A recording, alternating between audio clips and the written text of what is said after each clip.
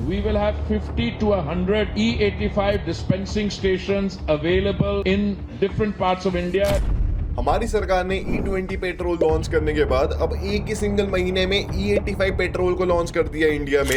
If the Euro 6 standard vehicles can be made compliant to E100, this is what his discussion was with the Honda Motor Corp yesterday. Flex fuel cars भी India में आना शुरू हो गई है और E100 petrol जिसमें maximum ethanol होने वाला है को ग्रीन लाइट दे दी है।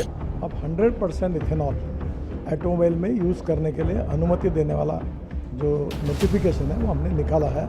पर दूसरी साइड में हमारी इंश्योरेंस कंपनीज बोल रही है कि अगर आपकी गाड़ी नॉन E20 कंप्लायंट है और उसमें E20 पेट्रोल भरवाने से कोई दिक्कत आती है, हम उसके जिम्मेदार नहीं होने वाले, हमारे पास मत आना। फिर बाद में अपनी स्टेटमेंट ही वापस ले लेती है। और हमारी सरकार बोल रही है कि ethanol blended E85 petrol is substantially cheaper as compared to standard petrol. He had said that it will be substantially cheaper as compared to the 20% ethanol blended. तो सबको एक्सपेक्टेड होता है यूएसए, फ्रांस, ब्राजील की तरह ethanol वाली गाड़ियों को चलाने में काफी एफिशिएंसी आने वाली है, काफी सस्ती पड़ने वाली है। पर दोस्तों जब हमने मैथ्स करा तो the math is not coming out exactly like that. तो अभी दोस्तों मैं पहले जा रहा हूँ दिल्ली के पहले E85 वाले पेट्रोल पंप में E85 वाला पेट्रोल लेने। इस वाली बोतल में भरवा लेंगे टेस्ट के लिए और मेरे को काफी कम चांस लग रहे टू बी ऑनेस्ट कि वो देंगे, क्योंकि भाई कुछ तो रिस्ट्रिक्शंस रखे होंगे ना सरकार ने, उनको पता है हमारे जैसे लोग आ जाएंगे।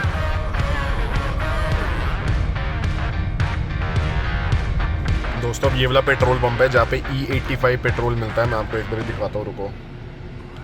इधर लिखा होगा E85 कहीं पे। अब बाकी वाला सीन मैं आपको बाद में बताता हूँ, पहले बताता हूँ कि भाई E85 पेट्रोल पे इतना बवाल हो क्यों रहा है। हम सबको पता है इंडिया में 10% एथेनॉल ब्लेंडिंग 2022 के अंदर ही अचीव हो गई थी और हमारी सरकार का एम था 2030 तक वो E20 को ला देंगे इंडिया में। तो बहुत सालों का रनवे था, सारे कार मेकर्स के पास दोस्तों बढ़िया भी टाइम था अपनी गाड़ियों को उसके हिसाब से मॉडिफाई करने का। पर हमारी सरकार ने E20 को काफी प्रीपोन 2025 के अंदर ही लागू कर दिया कि भाई हमारे पास इतना टाइम नहीं है, हम जल्दी ला रहे हैं पेट्रोल 20% एथेनॉल वाला, फटाफट अपनी गाड़ियों में भरवा लो, कोई दिक्कत नहीं है दोस्तों। और अकॉर्डिंग टू हमारी सरकार कोई भी गाड़ी के अंदर कोई दिक्कत नहीं आने वाली E20 पेट्रोल के साथ, भले वो E20 कंप्लायंट है भी नहीं। और साथ ही में फ्यूल एफिशिएंसी के अंदर सिर्फ 6 या 7% का ड्रॉप आने वाला है, जो कि दोस्तों हम देश के लिए तो इतना कुर्बान कर ही सकते हैं ना, देश के लिए जान कुर्बान है। 6-7% की फ्यूल एफिशिएंसी क्या चीज है दोस्तों। अब इसके ऊपर पर जब रियल लाइफ इंडियंस ने अपना वर्डिक्ट दिया तो थोड़ी स्टोरी डिफरेंट तो आ रही है दोस्तों। फॉर एग्जाम्पल टीम BHP के ऊपर एक 2018 ऑल्टो K10 ओनर है जो कि अपनी गाड़ी को 30 किलोमीटर रोज चलाती है। E20 से पहले इनको अपनी गाड़ी में 17 kmpl की एवरेज आसानी से मिलती थी, अब इनको 14.8 की मिलने लग गई है, जबकि इन्होंने AC भी आधा इस्तेमाल करना शुरू कर दी है और इनका एवरेज फ्यूल बिल 14.3% से इंक्रीज हो गया है। तो एकदम प्रॉपर रिसर्च करिए इन्होंने, प्रॉपर ऐसे बिल वगैरह भी लगा रखे फ्यूल के। साथ ही में बाइक ओनर्स भी, फॉर एग्जाम्पल एक CB650R ओनर, दोस्तों क्या ये बढ़िया बाइक होती है, पहले 26 kmpl की एवरेज मिलती थी, अब इनको बेली 23 kmpl की एवरेज मिलती है। और इनको भी डरा कि भाई आने वाले टाइम में जब E30 इंप्लीमेंट होगा या फिर उसके भी आगे, तो भाई मेरी बाइक चल भी पाएगी क्या, और क्या भाई इसके अंदर 15 की एवरेज आना शुरू हो जाएगी। साथ में सेम टाइम में एक स्विफ्ट डिजायर ओनर जिनके पास 2014 मॉडल है पेट्रोल में, तो पहले 16 या फिर 17 kmpl की एवरेज मिलती थी, अब इनको बेली 12-13 की मिलने लग गई है। और इनको भी डर है कि दोस्तों जब E27 इंप्लीमेंट होगा तो उससे क्या होने वाला है। और मान लो मैं आज की डेट में एक नई E20 कंप्लायंट गाड़ी परचेज कर भी लेता हूँ, तो उसके बाद भी भाई क्या पता E30 E40 जो भी इंप्लीमेंट होता है वो गाड़ी तो फिर ऑब्सोलीट हो जाएगी, मैं कहा जाऊंगा इतने पैसे खर्च के। तो क्लियरली जो BS6 से पहले वाली गाड़ी है उनके अंदर आपको अराउंड 20% की फ्यूल एफिशिएंसी का ड्रॉप दिख सकता है, उसके बाद वाली गाड़ियों में फिर भी आपको अराउंड 10% के आसपास का ही दिखने वाला है। पर दिक्कत दोस्तों यहाँ पे भी नहीं है, दिक्कत है कि जब E20 की इंप्लीमेंटेशन हुई थी तो काफी सारे कार मेकर्स ने, फॉर एग्जाम्पल होंडा, रेनॉल्ट या फिर एक दो और ने अपनी दोस्तों हेडलाइन निकाल दी थी कि अगर E20 की वजह से हमारी गाड़ी में दिक्कत आती है, we won't be covering that in warranty, और बाद में फिर वही वाली हेडलाइंस को वो वापस ले लेते हैं। अब मे बी ये गलती से उन्होंने निकाल दी होगी 3 कार मेकर्स ने एट द सेम टाइम, पर व्हाट अ कोइंसिडेंस।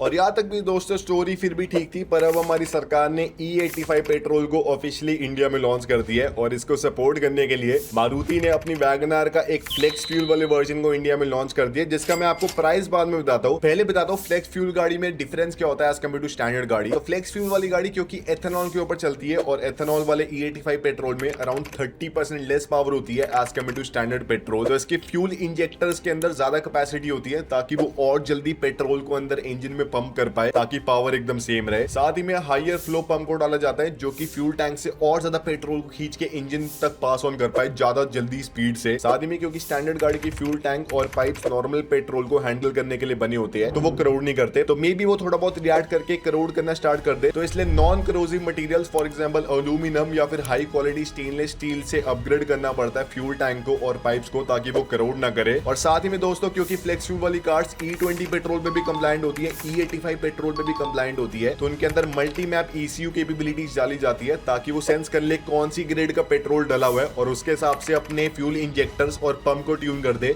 कि कितना पेट्रोल इंजन के अंदर फेंकना है। जिसकी वजह से दोस्तों इस गाड़ी का प्राइस अराउंड 85,000 ज्यादा महंगा है एज कम्पेयर टू स्टैंडर्ड वाला वर्जन। अगर एक बाइक है जो कि फ्लेक्स फ्यूल कंप्लायंट है, का प्राइस अराउंड 10,000 रुपीज ज्यादा होगा एज कम्पेयर टू उसका स्टैंडर्ड वर्जन, जो कि मैक्सिमम लोग दोस्तों कतराएंगे नहीं देने से क्योंकि CNG के लिए भी तो लोग 1 लाख रुपए फालतू देते ही है। पर दिक्कत क्या है कि E85 के बाद जो कि अभी प्रॉपर्ली रोल आउट भी नहीं हुआ, सिर्फ कमर्शियल कार्स के लिए हुआ है और सिर्फ फिलहाल इंडिया में एक गाड़ी से कंप्लायंट है। हमारी सरकार ने बोल दिया है कि वो E100 पेट्रोल को भी ग्रीन लाइट दे चुके हैं जिसके अंदर 90% से ऊपर एथेनॉल होने वाला है और वो भी इंडिया में जल्दी बिकना स्टार्ट हो जाएगा और कार मेकर्स को फटाफट काम करना पड़ेगा अगर उन्हें अपनी गाड़ी इंडिया में बेचनी है, वरना there will be big problems. पर दिक्कत दोस्तों अगर मैं टू बी ऑनेस्ट बताऊं मोटिव्स के अंदर नहीं है हमारी सरकार के, दिक्कत है इंप्लीमेंटेशन के अंदर टू बी ऑनेस्ट। अब हमारी सरकार ब्राजील से काफी इंस्पायर होती है कि भाई ब्राजील ने काफी ऐसे सक्सेसफुली इथेनॉल ब्लेंडिंग करी थी अपने फ्यूल के अंदर, पर डिफरेंस क्या कि ब्राजील ने 1975 में एथेनॉल ब्लेंडिंग स्टार्ट कर दी थी जब उनको क्रूड ऑयल शॉक मिल रहा था। उसके बाद आने वाले सालों में उन्होंने काफी कार मेकर्स को इंसेंटिवाइज करा ताकि वो एथेनॉल ब्लेंडेड कार्स को बनाए और 1993 तक आते आते वो E22 कंप्लायंट फ्यूल्स को बेचना शुरू कर दिए थे अपने सारे पेट्रोल पंप्स के अंदर, जो कि काफी बढ़िया बात है। हमारी सरकार भी ऑलमोस्ट सेम पेस में है, पर वहां की सरकार ने 70% रूल को इंप्लीमेंट करा था अपने फ्यूल की प्राइसिंग के अंदर, जिसमें उनकी सरकार को पता है कि मिनिमम एथेनॉल ब्लेंडेड फ्यूल में 30 या 35% लेस पावर होती है as compare to standard petrol, तो वो एथेनॉल ब्लेंडेड फ्यूल का प्राइस मिनिमम 40 या 50% कम रख रहे थे as compare to standard petrol ताकि लोगों को इंसेंटिव मिले इस वाले पेट्रोल को गन्ने के जूस को परचेज करने का। तभी वहां पे स्टैंडर्ड पेट्रोल का प्राइस जहाँ पे 6.6 BRL का है,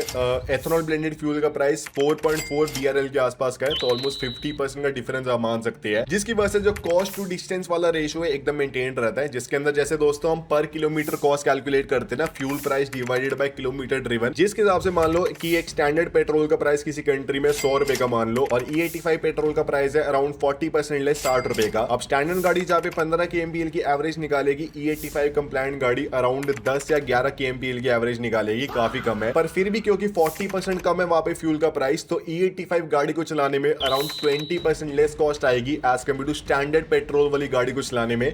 तो लोग दोस्तों ऑब्वियसली इसकी तरफ भी जाएंगे, उनको क्या पड़ी है भाई पेट्रोल डलवाने में, बढ़िया गन्ने का जूस डलवाएंगे और ऑब्वियसली सेंसिबल अप्रोच है, सबको एक्सपेक्टेड है कि भाई उनकी सरकार यही करने वाली है। फॉर एग्जांपल यूएस के अंदर भी जहां पे स्टैंडर्ड पेट्रोल अगर $5 पर गैलन का है, तो वहां पे E85 पेट्रोल अराउंड $3.2 पर गैलन का मिलता है, अराउंड आपको 40% के आसपास की रिडक्शन मिलती है 36% की, जिसकी वजह से अगर आप वहां पे एक गाड़ी को 20,000 माइल्स चलाते हैं एक सिंगल साल में और नॉर्मल गाड़ी पे जहां पे $4,000 का आपका फ्यूल का खर्चा आने वाला है एक सिंगल साल में, E85 पेट्रोल के साथ आपका $3,000 का खर्चा आने वाला है, तो आपकी $1,000 की सेविंग हो गई एक सिंगल साल में, तो बढ़िया भाई हर बंदा E85 लेगा। साथ में फ्रांस के अंदर भी रेस्ट्रिक्टिव प्राइसिंग रखी हुई है, जिसके अंदर अगर स्टैंडर्ड पेट्रोल पर लीटर 1.7 यूरोस का है, तो वहां पे E85 पेट्रोल अराउंड 0.72 यूरोस का मिलता है, अराउंड 50% की रिडक्शन। तो हर 13,000 किलोमीटर चलाने में आपको 50,000 रुपए की सेविंग होती है फ्रांस में फ्यूल पे, अगर आप E85 पेट्रोल को ऑप्ट करते हैं। साथ ही में ब्राजील के अंदर भी सेम चीज है, वहां पे फ्यूल E85 वाला काफी सस्ता है। साथ ही में बाकी सरकार फ्लेक्स फ्यूल वाली कार्स पे टैक्स भी कम लगाती है और कार मेकर्स को टैक्स इंसेंटिव भी देती है इन वाली गाड़ियों को बनाने के लिए। अब ये दोस्तों कॉमन सेंस वाली बात है कि अगर आपको किसी को भी इंसेंटिवाइज करना है कुछ खरीदने के लिए, कुछ ऐसे यूज करने के लिए, तो आपको प्राइस वाइज उसको इंसेंटिवाइज करना पड़ेगा कि भाई आप इसको खरीदो, सस्ता प्राइस है तो आपको बढ़िया मजे आएंगे। ये कॉमन सेंस है, आपको लगेगा कि भाई हमारे इंडिया की सरकार ने भी यही करा होगा, मेरे को पहले एक्सपेक्टेड था, पर दोस्तों हमारी इंडिया की सरकार ने पता नहीं कौन सा बिग ब्रेन का इस्तेमाल कर लिया। पहले तो स्टैंडर्ड वाले पेट्रोल का प्राइस दिल्ली में 94 रुपीज पर लीटर का था, अब क्रूड ऑयल का प्राइस इंटरनेशनल मार्केट में इंक्रीज हो गया, तो इन्होंने स्टैंडर्ड पेट्रोल का प्राइस 8 रुपए से बढ़ा दिया, 102 रुपए पर लीटर का कर दिया दिल्ली के अंदर, पर कोई दिक्कत नहीं है। उसके बाद दोस्तों उसके ऊपर सिर्फ 20% का हेयर कट लगा के E85 पेट्रोल को दिल्ली में 82 रुपीज पर लीटर के प्राइस में लॉन्च कर दिया। अब भाई मेरे को इसके अंदर एक चीज समझ नहीं आई कि भाई आपने सिर्फ 20% प्राइस कट करा है इसका एज कम्पेयर टू बढ़े हुए पेट्रोल का प्राइस, जबकि इसके अंदर सिर्फ 15% पेट्रोल इस्तेमाल हो रहा है, 15% क्रूड इस्तेमाल हो रहा है। एथेनॉल का प्राइस तो वही है ना जो 4 महीने पहले था, 6 महीने पहले था, तो इसका प्राइस सिर्फ 20% कम क्यों है एज कम्पेयर टू बढ़ा हुआ पेट्रोल का प्राइस 30 से 40% कम क्यों नहीं है? क्योंकि आपकी खुद की भी पॉलिसी के हिसाब से जो एथेनॉल का प्राइस है इंडिया में एकदम स्टैटिक रहेगा, जो सरकार ने सेट कर दिया, ना वो बढ़ने वाला ना वो कम होने वाला है।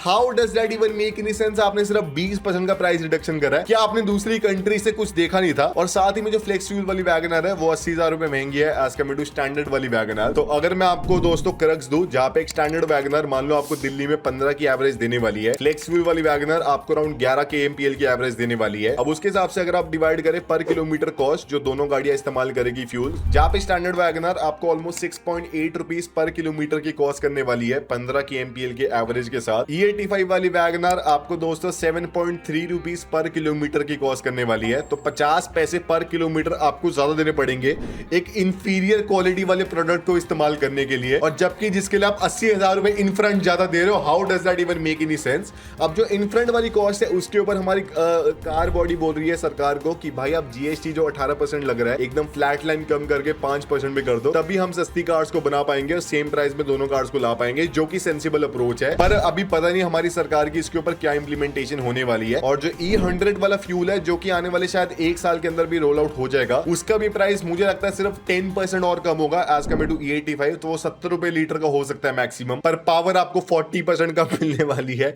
भाई पता नहीं क्या ही चल रहा है। और जबकि अब तो क्रूड का प्राइस भी ऑलमोस्ट $30 पर बैरल से कम हो गया है इंटरनेशनल मार्केट के अंदर, और कम अभी तक करा नहीं है। पर इसके अंदर काफी सारी कंफ्यूजन है कि लोग बोल रहे हैं कि भाई मेरी गाड़ी में मुझे क्या E85 भी डलवाना पड़ेगा? तो ऐसा नहीं है दोस्तों, E85 वाला फ्यूल आपको साइड बाय साइड मिलेगा नॉर्मल E20 वाली फ्यूल के साथ। और अगर आपकी गाड़ी नॉर्मल है, फ्लेक्स फ्यूल वाली गाड़ी है, गलती से भी डलवा मत लेना, कोई जरूरत नहीं एक्सपेरिमेंट करने से। नॉर्मल जहां पे गाड़ी चल रही है वही चलाना, 20 रुपए कम का कुछ आपको फायदा नहीं मिलेगा, इनफैक्ट ज्यादा आपका खर्चा हो जाएगा। और काफी लोग ये भी कंप्लेन कर रहे हैं कि भाई मेरी गाड़ी E20 कंप्लायंट भी नहीं है और उसमें फिर आने वाले टाइम में दिक्कतें आने जो लग जाएगी, उसका क्या सोल्यूशन है? अब काफी सारी रेट्रोफिटेड किट्स आने लग गई है। फॉर एग्जांपल वो रबर्स को चेंज कर देते हैं फ्यूल टैंक की और बाकी इंजन वाले पार्ट्स की, जो कि एथेनॉल कंप्लायंट होती है। साथ ही में फ्यूल टैंक के अंदर करोसिव मटेरियल को हटाते हैं और थोड़े बहुत एडिशंस करते हैं फ्यूल पंप के अंदर। पर वो भी दोस्तों अभी इतना कुछ ट्राइड एंड टेस्टेड नहीं है लार्ज स्केल के ऊपर, और वो आपको खुद के पैसे खर्च के अपने इंजन को छिड़वाना पड़ेगा। उसके बाद ये भी नहीं पता ना कि अगर हमने वो डलवा लिया तो हमारी वारंटी वॉइड होगी या फिर नहीं होगी। तो वो दोस्तों एक और कंफ्यूजन है। अब मैं दोस्तों टू बी ऑनेस्ट आपको बताऊं, काफी सारे मेरे को लोग पूछ रहे हैं कि भाई मैं यूज कार परचेज करने का सोच रहा हूं, क्या मैं परचेज करूं? मैं न्यू कार परचेज करने का सोच रहा हूं, पर डर लग रहा है कि परचेज कर ली तो आगे और फ्यूल अलग आ जाएगा, मेरी गाड़ी फिर खराब की खराब। अब इसके अंदर मैंने सारे कंज्यूमर्स को 4 डिफरेंट पार्ट के अंदर स्प्लिट कर दिया है। अगर आप ऑलरेडी एक गाड़ी को ओन करते हो तो ऐसे कुछ ड्रास्टिक फर्क आपकी गाड़ी के अंदर आने नहीं वाला, बस ये है कि आपकी फ्यूल एफिशिएंसी थोड़ी कम हो जाएगी एज कम्पेयर टू 3-4 साल पहले जो आपको मिलती थी,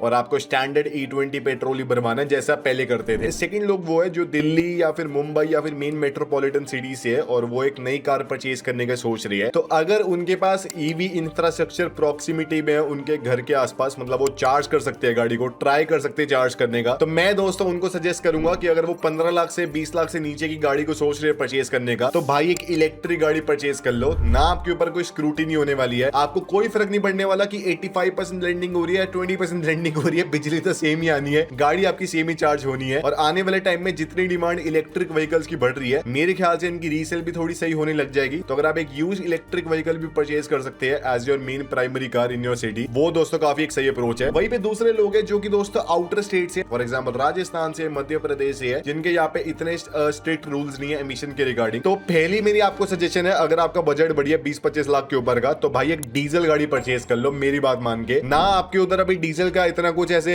रोना है, साथ में डीजल में अभी आइसोब्यूटेनॉल ब्लेंडिंग की बात हो रही है, पर वो भी काफी देर बाद होने वाली है क्योंकि अभी उसकी वर्ल्ड वाइड टेस्टिंग तो हुई नहीं है। तो हमारे इंडिया में अगर खुद से हम इसको ब्लेंड करते हैं तो मेरे ख्याल से थोड़ी R&D तो करनी पड़ेगी, ऐसे नहीं रैंडमली सबकी गाड़ियां खराब करने लग जाएंगे। तो आप डीजल गाड़ी परचेज कर लो, 15 साल अगर आप चला सकते हो, बढ़िया भाई, आपको मजे आ जाएंगे, कोई टेंशन नहीं है। पर अगर आपका बजट कम है 10-15 लाख के आसपास का, तो आप एक नई पेट्रोल गाड़ी ही परचेज करो जो कि प्रॉपर्ली BS 6.2 कंप्लायंट हो, उसके अंदर सारी नई वाली टेक्नोलॉजी हो, क्योंकि वो वाली गाड़ियां E20 को आसानी से हैंडल कर सकती है और उनके अंदर टेक्नोलॉजी भी है इसको हैंडल करने के लिए। और अगर आपका एकदम ही दोस्तों लो बजट है, एकदम ही खत्म वाला बजट है, मतलब 2-4 लाख रुपए का, तो मैं उसके अंदर सजेस्ट करूंगा दोस्तों कि अगर आप आउटर स्टेट्स में तो ले लो, कोई दिक्कत नहीं है, पर मेन प्राइमरी स्टेट्स के अंदर मेरे ख्याल से फायदा नहीं है पेट्रोल की कोई 5-7-10 साल पुरानी गाड़ी को परचेज करने का। और वैसे भी आजकल लोग 3 से 4 साल पुरानी गाड़ियां ही मैक्सिमम परचेज कर रही है, तो वो सारी BS6 कंप्लायंट है, तो इतनी कोई टेंशन आने नहीं वाली।